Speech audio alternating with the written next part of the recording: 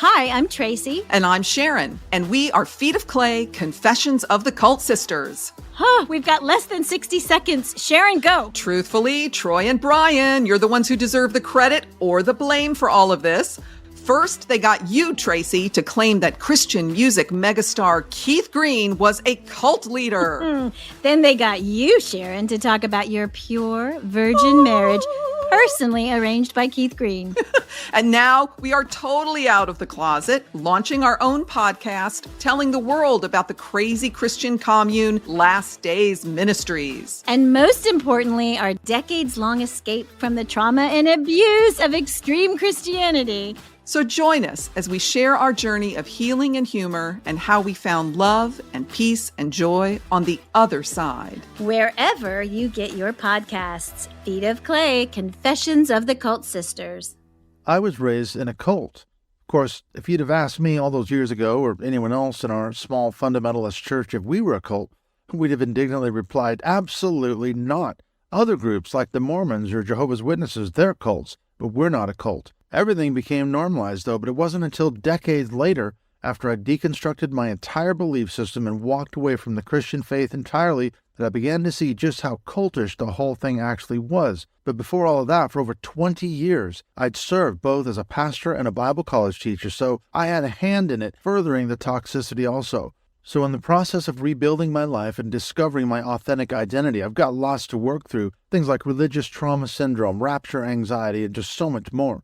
Join me, Dr. Clint Haycock, on the Mindshift podcast as we take a look at such topics as cult tactics and psychology, religious trauma syndrome and religious addiction, taking your life back after leaving a cult or high-control group, and finally, dominion theology and the dangers posed by the Christian right, not just in America, but indeed the world. You can find my show on iTunes, Podbean, Spotify, or anywhere else you get your podcasts. Who knows, it might just be time for a mind shift.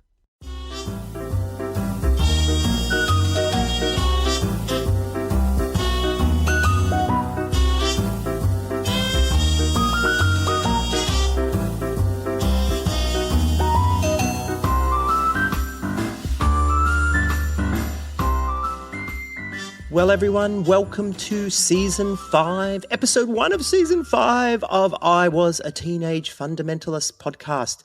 Brian, I guess the most noticeable thing, at least as our lead for this episode, is we have a new song. We do have a new song. And I was thinking about this today, that we've had our old song now for seasons, 2, 3, and 4. So it's over 60 episodes we've had that. And we thought, it's time for a change, and we will delve into that later in this episode as to why there's been a change of music, because it's part of a broader lot of changes. But it's sort of sad saying goodbye to the rock track in some sort of way, but I really like the new music too. Yeah, well, it's new, and, you know, every product has a life, and I dare say one day I Was a Teenage Fundamentalist will come to an end, but not now. At least for now, it's just the music. Well, given that I think we paid about $8 Australian for our old track from memory, and so really we've probably about 12, 13 cents per episode that we've used it. So I reckon that was a bit of a bargain. And this one was about the same, or maybe it was a little bit more, but still it was under $20. So if you don't like the music, you get what you pay for. You do. I like it. It is different. It's a very, very different change of tone, but it is great to be here back in Season 5. And I know that we often say this, but the 5th season, seriously. I mean, we say that at the start of the 4th season, the 3rd season, but can you believe that here we are at Season 5? I know, it's insane. And it's sort of out of sync a little bit because we did 2 seasons in 1 year. So actually we've been doing this for 3 years. So this is the beginning of our 4th year, but our 5th season. So yeah, a little bit confusing, but anyway, it's the way it is. So hey, today we're going to do a sort of fan favorites kind of episode maybe, or maybe an episode more for our regulars is a better way to put it, because we're going to talk about, do some reflection on last season. We're going to also talk about some changes that we've made, and then we're going to talk about the new direction for Season 5 and where we're going to go with it. Every time I hear new direction, I want to say One Direction, but it's new direction. I think exactly the same, but it is a new direction. It's a brand new day, and we are heading into this season. And I was reflecting on season 4, and when we were preparing for this episode, I'm looking through our list of what we did in season 4, and really, really difficult to even pick my top 5 of those 20 odd episodes because we had a cracking season. I think it was definitely one of our best, if not our best, season in terms of topics, guests, depth, and all that sort of jazz. Yeah, well, it was definitely our biggest growth in terms of a season for audience. You know, a whole heap of new people came along and became part of I Was a Teenage Fundamentalist in this season, at least from an audience perspective. So, yeah, it was amazing. And the growth was quite, I don't know, I don't want to say high octane, but we set a growth goal for the year and we actually hit that in our first episode coming back. Yeah, it was insane. It just really came out of the gates last year. And I'm not sure what it was, but certainly there was a combination of things that we had happening, which we've mentioned on here before. We won't go into them, things like ad swaps and the like. But I think the word sort of spread, brother. Yeah, amen. Because I will make you podcasters of men. And the other thing that we had a little bit of a play around with advertising. Remember, we had that America's #1 meal kit. We won't mention their name and give them free promos, but we had them come on, and we did a couple of product placements in our podcast, and that was kind of exciting. Although it didn't go very far, really. And if you're wondering, no, we didn't really make much money out of it, but that was kind of cool. That sort of made me feel like we'd hit the big time or hit the real world. Yeah, and it was good. And because it was a US-based company, we did get some freebies out of it, but we couldn't get them here in Australia. We couldn't have them delivered, even though we have this company in Australia. So Tracy and Sharon from Feet of Clay, the old cult sisters over there, US-based, we reached out and go, hey, do you girls want some freebies? So Tracy, I think, got one of our freebies for that. But a bit disappointing they wouldn't give us anything here, isn't it?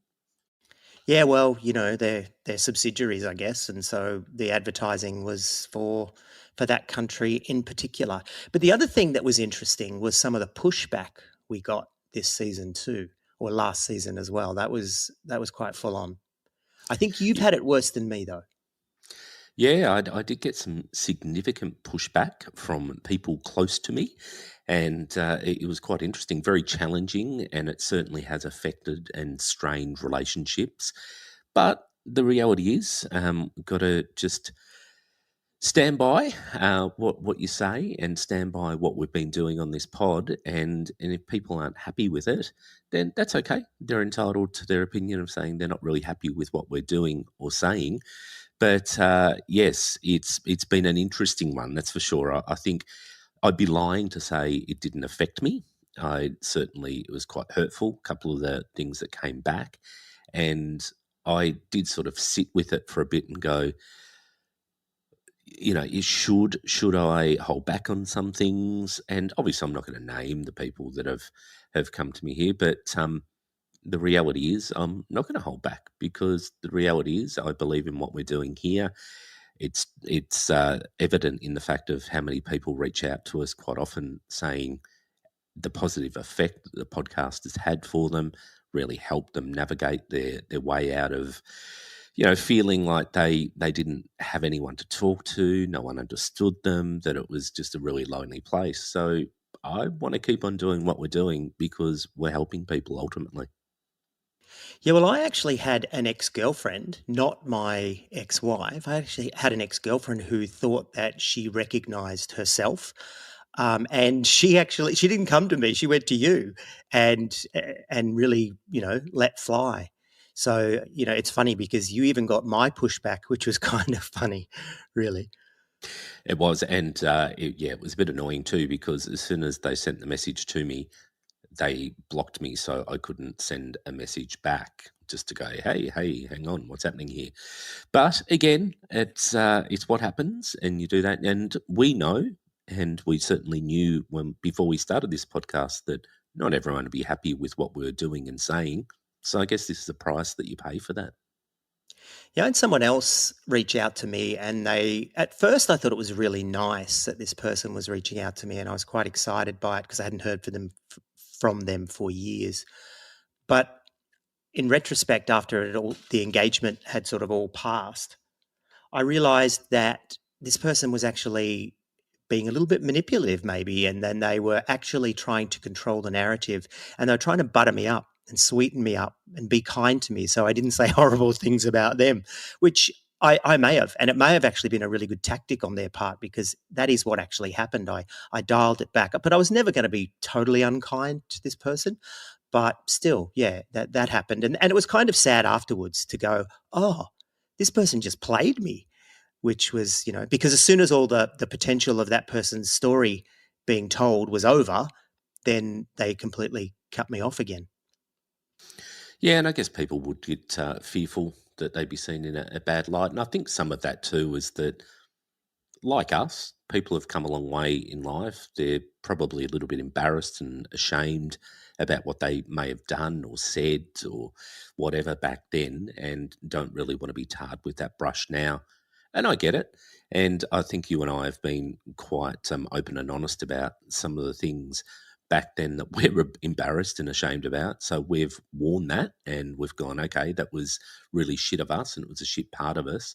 But not everyone wants to be painted in that light and also not have the opportunity to defend themselves. So I sort of get it. I get where people are coming from. Well, not everybody's us either. And what I mean by that is just willing to go out there and tell the story and lay claim to it, for sure. But at the same time, there was that quote that I think I made last year, which was, if you didn't want me to tell your story, maybe you shouldn't have been such an ass, and that's a summary of what I actually said at the time. But in essence, well, it makes good storytelling when people can be assholes, really. It does. Thank God for assholes. Yeah, So- otherwise we wouldn't have a podcast. That's right. And thank God we were assholes at one time, or we wouldn't be able to reflect back on it and tell the stories. I love how you thank God, because really he was responsible for the whole thing. He was unbelievable. So he deserves to have a podcast made about him. Yeah, and we did that episode, God is a Narcissist, remember? So, yeah. We did. And that was with Catherine Quiring. Quiring, yeah, that's right. So talking about that, looking back on season 4, what were some of your favourites? Oh, gosh. I have to get the list out, I guess. So why don't you go first, and then I'll have my list ready. I'm happy to. I actually don't have a list. I've just opened up Spotify to go last season, and I liked how we came out of the gates last year. We came out talking about the fear of hell, because one of the things that definitely fell apart for me very, very early in my deconversion or deconstruction journey was the fear of hell. Like, I didn't believe in it. I thought, if this is the God that's maintaining this hell narrative, then I don't want anything to do with them. Of course, I wanted something to do with God back then, so I got rid of hell. So I did love that episode. It was a cracker. Yeah, it's interesting because I think I did a little bit of EMDR therapy around that as well. And I think that was really helpful, because EMDR helps you deal with the irrational emotional response. But that episode also helped me deal with the rational cognitive response to it as well. And I think I have a far less active response to the idea of hell. And when it does come up in my mind, as I do actually have this, issue with sort of intrusive thoughts sometimes, it's not a big one anymore. It's not something that I super deal with. So I feel like I processed a lot of my own stuff with that. But the thing that stood out to me, because it led to friendships and, people that you and I speak to regularly, et cetera, was all the stuff we did with Keith Green. But the thing I liked about it was that Keith Green was such a hero for us. And to actually, if you spoke to old Brian and old Troy and say, one day you're going to campaign against this guy and say that he was full of shit. Like I said to Tracy and Sharon in a text today, remember, we were talking about a new theme song, and I said, you guys should do Rushing Wind by Keith Green. Remember, rushing wind blow through this temple. And I said, you should actually overdub it with fart noises. So whilst, that should be their theme song, could you imagine? That would be great. That would be brilliant. I don't think Melody would be happy, but, give it a crack. Also, Yeah, I think I don't think they'd be allowed to do it, but yeah, it'd be funny. I don't think they would be. But one thing I think that we also did this season was we had someone who was, a hero really to you in your deconstruction journey, Bart Ehrman. I mean, how much of an amazing episode was that? Oh, I know. Seriously, I just thought he was awesome. Just sitting there, you know what I mean? I just wanted to throw my arms around him and cuddle him and just tell him how awesome he was. And I didn't. I was very professional. I mean, I did gush a little bit, but and I could have been much ruder in what I was going to say then. But it was just really cool to spend time with him. And I don't know about you. In fact, I do know about you. I regularly listen to his new podcast, and we don't have to repackage his stuff because he's doing it himself. So if you haven't already got on to the Misquoting Jesus podcast by Bart Ehrman, I totally recommend it. It is one of my weekly rituals, and he's just phenomenal. But it was great to have him on and be able to say we've had Bart Ehrman on our podcast, and I'm looking forward to his new book because that gives us an excuse to get him on again. Yeah, I agree. It was, and you're right, every Tuesday when it comes out is the first thing I see pop up on my phone. I go, I'm going to listen to that now. The good thing is they're always just half-hour episodes too, so they're very quick to listen to, and I think I've listened to most of them at least twice just to try and soak it all in because there's a lot in there. Other people that we had on the podcast who were ones I've regularly listened to and had exposure to for a long time was Ross and Carrie from Oh No, Ross and Carrie. That was a great episode. That was a lot of fun. Those guys are super smart and also super funny. Mark Fennell also, and I really loved having Mark on, and we spoke to him about his movie The Kingdom, and that was a very gracious way, I think, that he really dealt with the whole Hillsong thing, didn't he? For sure. And the other one, speaking of Hug and Kiss, that I really enjoyed was the Mayfields. The Prophetic Imagination Station podcast people. They were amazing. Yeah, they were awesome. They were heaps of fun. Again, super, super smart, and people that we've listened to regularly for quite a while as well. And it was great to see DL Mainfield, or not see, but hear her say to us that our podcast was one of the very few and the only ex-evangelical podcast that she listens to. And she also said she could trust this podcast, which was really nice.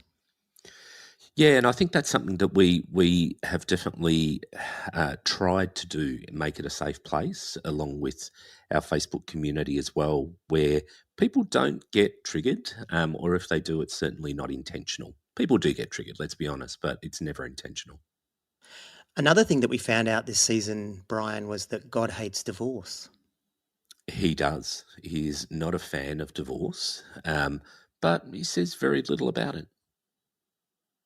And yet we also told our own divorce stories. I don't know, some of it maybe towards the end of the year before. I don't think so, though. I think a lot of it we sort of told in this year as well. And then I don't know about lastly, but certainly it was quite impactful on me as well, and we drew a lot of audience, was the April LaJoy episode, and where she talked about Christian nationalism, and I was a teenage Christian nationalist, etc. Remember, she said, when life gives you lemons, throw them at a liberal, she actually said. Yeah, that's right. Oh, it was frightening. The haunting words of our past always come back, don't they? But one other one that you probably maybe skipped over, but I think was one that was very, very impactful for you, was our interview with Dan Barker. He was a big influence on you. He was, yeah. When I was a lot more certain about atheism than I maybe am now, he had a massive influence on me when I was living in China. I used to listen to his radio show a lot, and he does a lot of really good work, he and his wife and his organization, the Freedom from Religion Foundation. Yeah, he was great. And so again, it was a chance to meet these people. A lot of the reason why I wanted to bring these people on is because in my journey, they have been really meaningful, impactful, instructive, and helping me in my process. And I wanted to introduce other people that listen to our podcast, to these people so they can go and discover them for themselves. And that was partly why I wanted to bring these people on, as much as, hey, I have an opportunity to meet them. Yeah, absolutely. We can fanboy over them. And then we had a bit of a break, and we've just released, you would have heard, a quick fire succession of 3 episodes where we did QAnon and On with Van Batten, Sim Bravely with Maggie Rowe, and Hitchhiking with Drunken Nuns with Emily Garces. And there's a reason that we held those over to the start of 2024. And Troy, I'm going to throw to you to talk through what happened for you, probably somewhere around July, August of 2023. There was a bit of stuff going on for you, but I'll let you speak to it. Yeah, I got this rash around my pubis, and no, that's not what happened at all. I think I might be a little bit more fragile than you, Brian, but I went off the antidepressants, for anxiety, not for depression, a little while ago, and I just came to a point where it's like, oh, I think I need to go back on them, and my anxiety just got really, really high. But I think I also got a little bit burnt out because I was putting a lot of time and energy into the podcast. And maybe it was a little bit of my special interest, gone crazy, or maybe it was more I just burnt myself out and needed to stop. But I again hit a wall where I said, I can't do this anymore.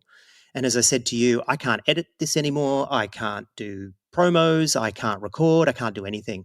And so rather than stopping in November, December, we actually ended up stopping in about August. And you were very gracious with me and understanding that. I didn't feel I had to convince you of anything. You just went, yeah, cool. Okay, let's stop. But I'm glad you pushed for those 3 episodes to be edited and finally released, which, by the way, other people did. So in spite of the fact that those episodes say that I'm the sound editor, I'm not.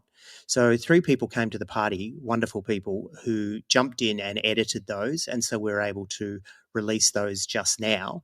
And now what's really good is in holding back from this sort of high octane, immersing myself in the podcast, we found new people to do the editing for me so that I can just help you with the production and the preparing and the recording, but I'm not responsible to sort of soak in those episodes over and over and over as you do when you're editing. And so being able to hand those on were really important and helpful.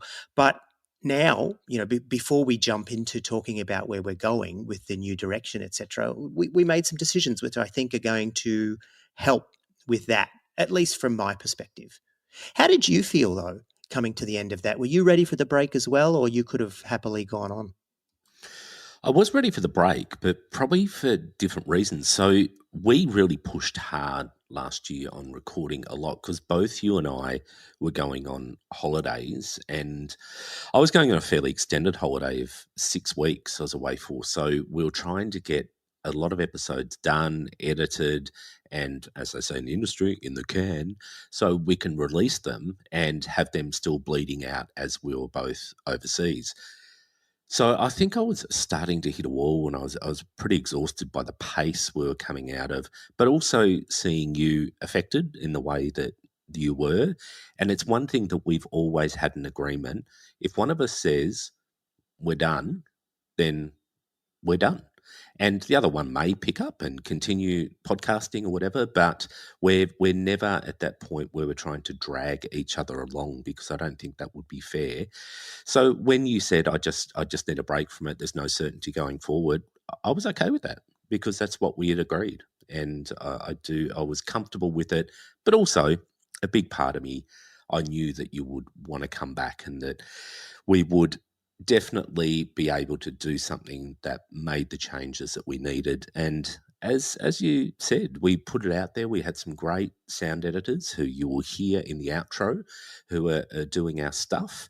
And they've really stepped up. They're going to be amazing. We've also had Lucy step down as our socials coordinator, and Ava step in to do that. So thank you, Lucy, she just really has put in an amazing amount of energy into our social strategy over the last 12 or so months and done some incredible work. Like I do think she professionalised that space and really gave us some consistency in putting things out as well, and took some of that pressure off us.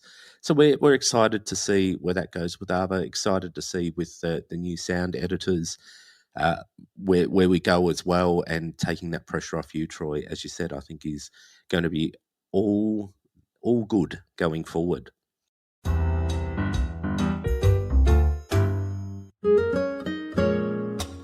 Hi, I'm Rachel Bernstein. I'm an educator and licensed marriage and family therapist, and I'm also known as a cult expert. And I've worked with victims of cults and high control groups for over 30 years. I was personally drawn to this work after a family member was indoctrinated into Scientology. I'd like to take a moment to tell you about my podcast, Indoctrination. I created the show to help survivors tell their stories and for experts to teach us what they know. My goal for Indoctrination is to empower the listeners to protect themselves and to protect those they love from predators, toxic personalities, and destructive organizations. Since I started the podcast, I've interviewed over 200 survivors and experts and journalists who took the time to come on to cover dozens of different high control groups and cults from a variety of different angles. You can listen to Indoctrination for free anywhere podcasts are available, with new episodes dropping every Wednesday.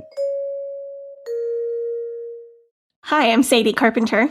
And my name is Gavriel Hakohen. And we are the hosts of the Leaving Eden podcast, which is a podcast about my life in and escape from the Independent Fundamental Baptist cult.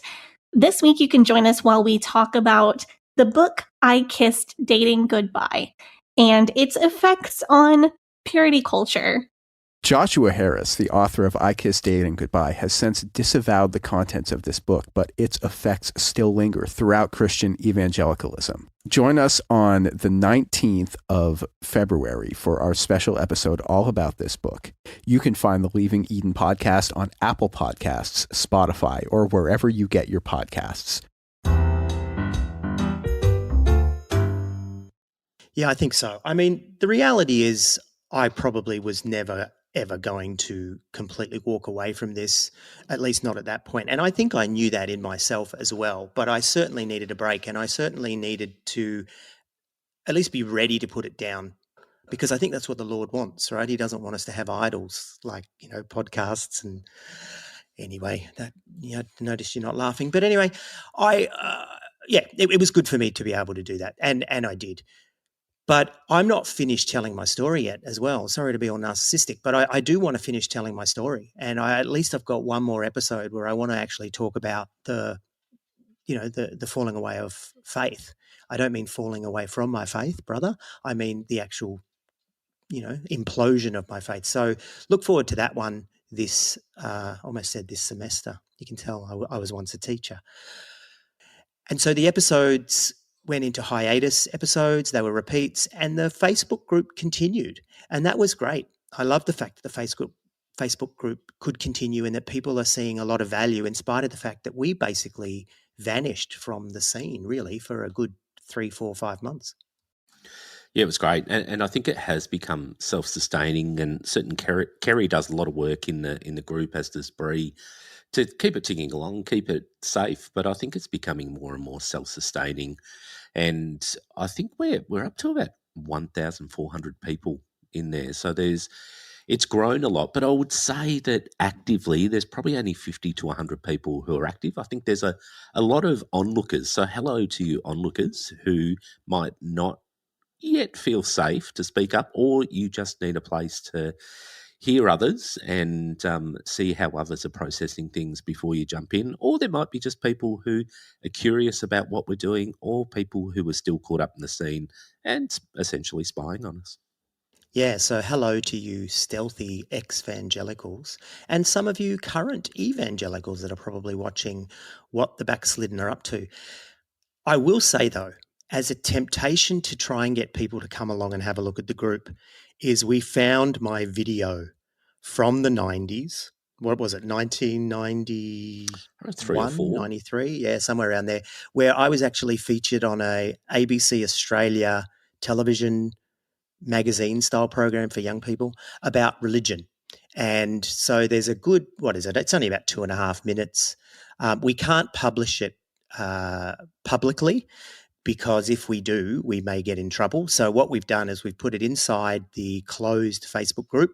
So please come along and join. You'll see it in our featured or pinned posts at the very top of the group when you first come in. So scroll through those and have a look, and you can actually see Brian's in the video. He's just a passing couple of shots, but I'm in there as well, just embarrassing the hell out of my children, my now children.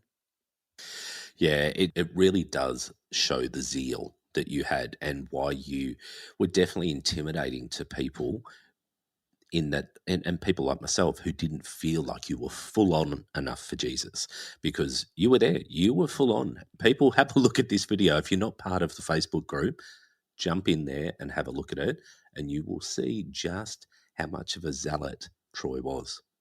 Yeah, I was in fact a teenage or even a 20-something fundamentalist.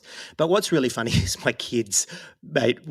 I showed my kids, right, my daughter last night. We went to get some Diet Coke from the supermarket last night, and we're walking away, and I said, "Oh, there's not many people here because it's a Saturday night." So obviously, you and I are recording this on a Sunday now, and my daughter says to me, "Oh, yeah, there's nothing better than going out telling people about Jesus on a Saturday night, is there, Dad?" And I just looked, she's, nearly 17, that teenage sarcasm. And I was just like, and I said, "Oh, Hannah, yeah." And they throw this back at me from time to time. Like, we'll be doing things and they'll just throw lines from the video. And my son said what struck him the most was that this is not just talk. He's now seen video evidence that I was a teenage fundamentalist. And so a little bit embarrassing, a little bit cringy, but at the same time, my kids said to me, "If you're so embarrassed, why are you publishing this? Why are you putting it out on?" And it's like, well, I am embarrassed, but at the same time, this really suits what we're doing now. And it also shows people that we weren't in it by halves, were we? I mean, there's videos of, shots of you there praising and worshiping and lifting your hands up and, out on the street team. And you're right in there too, even if you didn't quite do it as passionately as I did. I was trying my hardest to believe and be someone who was out there. I tried, but God, as I've spoken before, doing all that evangelizing just absolutely killed me. It was so cringeworthy. And fair enough too. So, hey, come along, be a part of the Facebook group. We would love you to be a part of that, even if it's just to lurk and not to so much be engaged. But please come along, because it's also a good way for us to stay in touch with you about what's going on with the pod and things like that.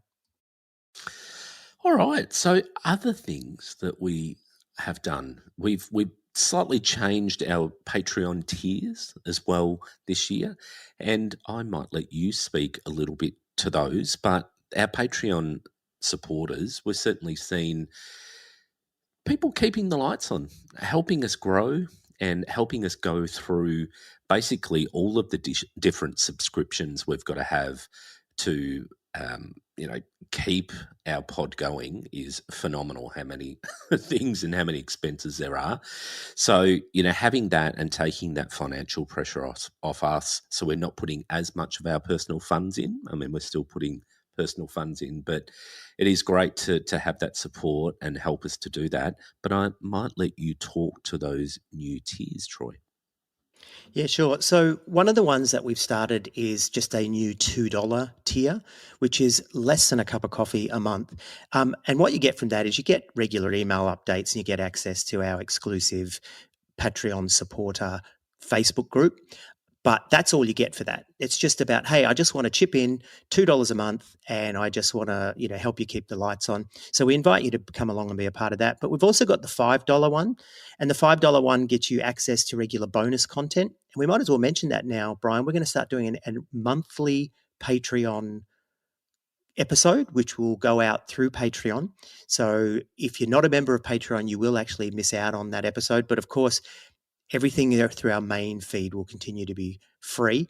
And also early access to the podcast as well. So episodes go out about a week early if you're a Tides subscriber, which is $5 a month. And this is all Australian. So American, Great Britain, you guys pay even less than that. We've got a $15 one as well, which gets you a $25 voucher to spend in our merch store. But then get you all those other bonuses as well. And then we've got the $25 one, of which we've got 6 people continuing to do that, which is really nice. And that also gets you a quarterly real-time interactive video call with us if you want it. But Brian, let's jump into where we're going for season 5 and telling people all about what we're going to do and why we're doing it and all that kind of stuff as well. Yeah, and look, I think this has been brewing for best part of last season, where at times both of us went, how much is left in constantly revisiting the trauma or the negative stuff or the past? How much of that? And there's plenty there. I mean, we could make another 10 seasons of that. That's the reality. But how helpful is it for us, and how helpful is it for you as listeners? And as I said, I hit a wall. I couldn't do it anymore. And this was the language I used, wasn't it, Brian? I said, I can't soak in my own trauma, and I can't soak in other people's trauma anymore. It's not even that I don't want to. I genuinely don't have it in me.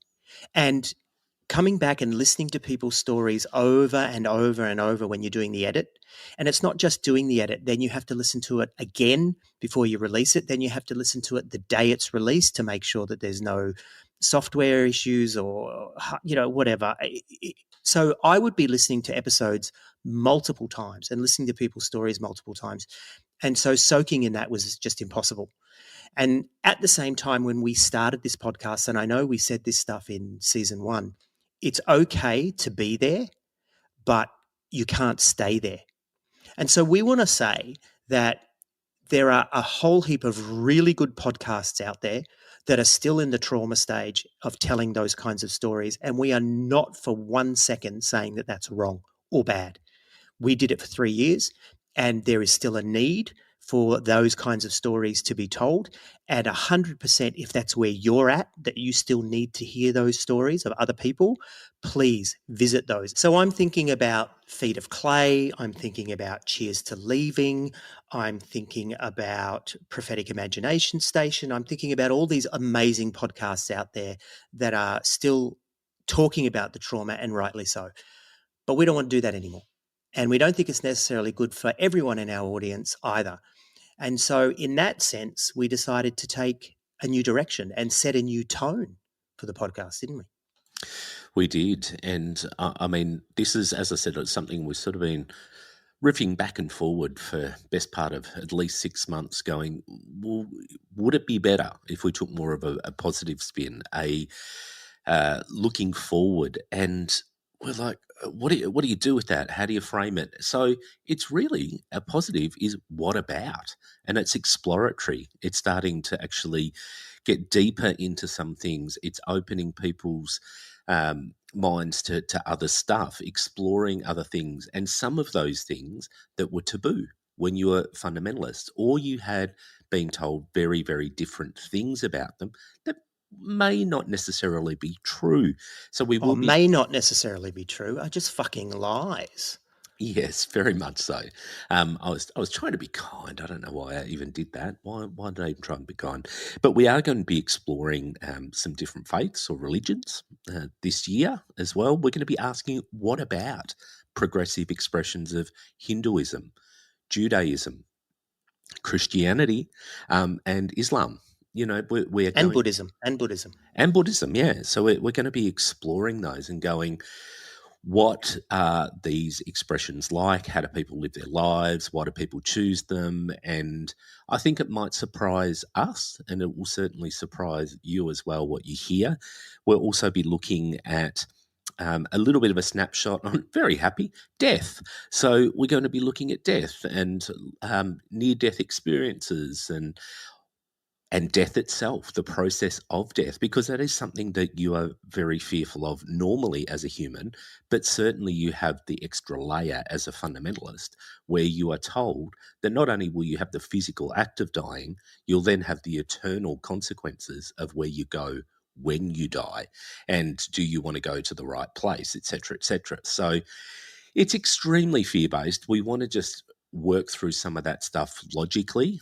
We'll be talking about one thing that I think is something that comes up over and over and over when people leave fundamentalism, is that they've always had a safety and a security in the certainty of what they believed. Because fundamentalism, you are very, very certain of what you believe. So we want to unpack certainty and the certainty of uncertainty.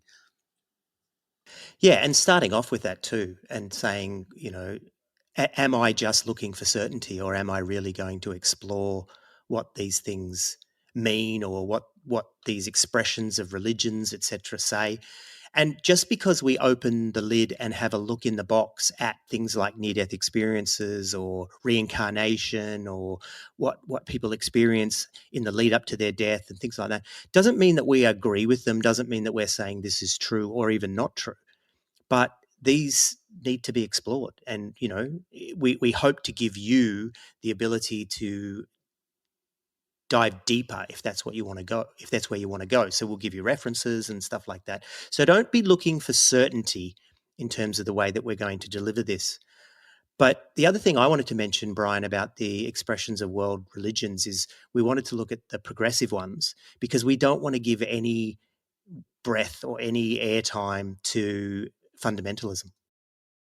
Yeah, absolutely. And I think some of those, quite often when you look at progressive expressions, they're quite often cultural or political stances on things as well. So it goes beyond what often can be a shallowness of just the spiritual. And, I don't want to talk about politics, culture, and all the other intersecting factors that I may express through those religions. So very, very keen to have those conversations with people and go, as a Hindu or as someone who follows Judaism, look, what is it for you? What's that expression mean? And what does it actually, how's it centered, and how does it actually drive you to express in a particular way? I'm really keen to hear people's stories there. Yeah, and also explore, as we hinted at before, explore some of the misconceptions or even outright lies that we were fed as fundamentalists. But that's going to be our message this year. It's going to be what about? And what's going to be unique for our show is we're going to be asking the questions from an ex-fundamentalist perspective, from an ex-evangelical perspective.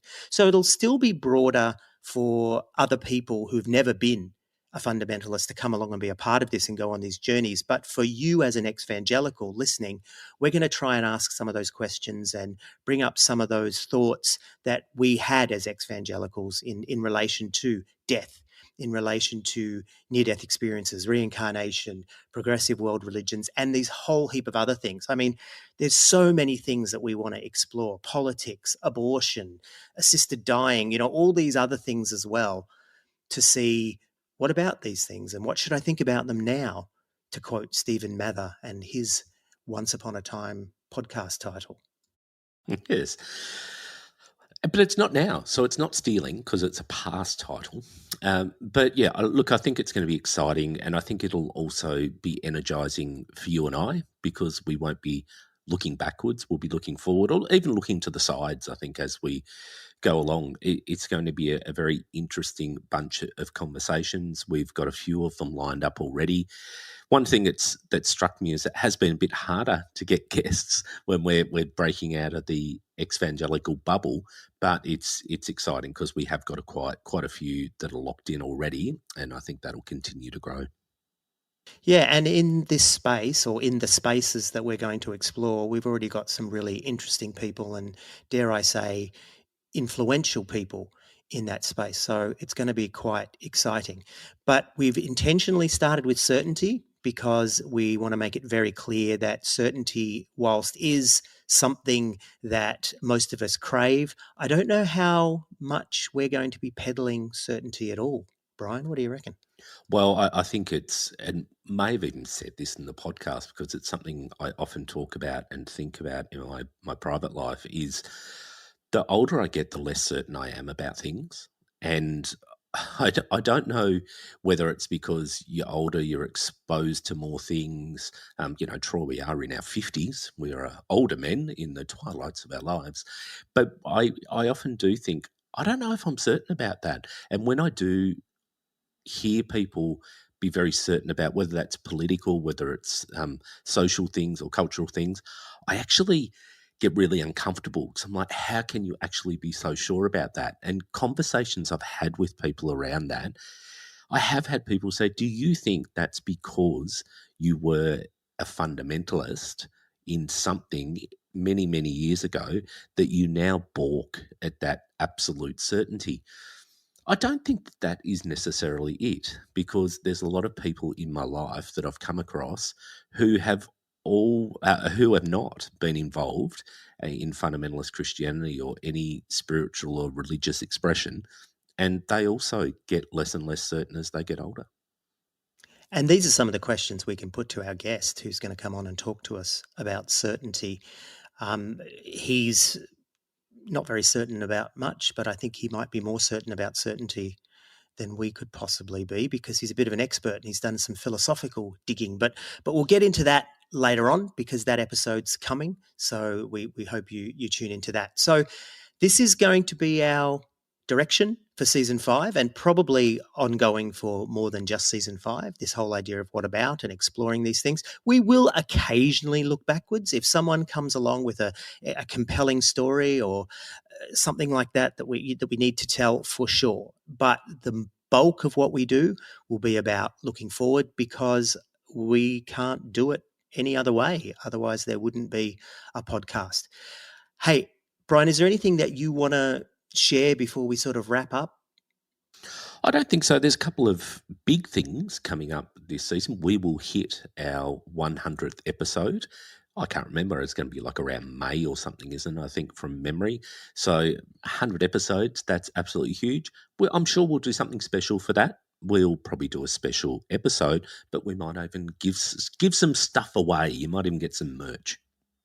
And the other thing that's exciting is we're about to hit 500,000 downloads as well, which, if you're in the YouTube space, 500,000 is nothing. But when you're podcasting, 500,000 is nothing to be sneezed at. Yeah, it's a decent number, and we're certainly seen the growth mainly over the last 2 years, mainly the last 12 months, and it crawled along for a bit, but then it came out of the gates, and you do get a little bit of a growth appetite, and so sometimes you look at it and go, 500,000, gee, that's not much, but that's pretty significant. We've got thousands and thousands of regular listeners that tune in every fortnight. That's probably one thing actually to say, is that we have been dropping weekly up until recently. We will be going back to fortnightly, so which is every 14 nights, every 2 weeks for those that don't speak about fortnights. So in true evangelical Pentecostal fashion, we've talked to you today about giving money, and we've also talked to you about our numbers, which is awesome. But the building fund, we will speak to you about that in another episode. No, that's a joke. Don't trigger. So just a reminder, the Facebook group is thumping along. Come along and be a part of it. And please jump in and have a look at that video, because it is very funny, if not embarrassing. And that's all I've got to say, Brian. Yeah, good on. If you do feel like supporting us, Patreon is there, or buy us a cup of coffee. It's always appreciated. And just thank you for listening is the biggest thing. I mean, you guys that listen to us are our motivation, because if people weren't listening and there was no one tuning in, we wouldn't have a podcast.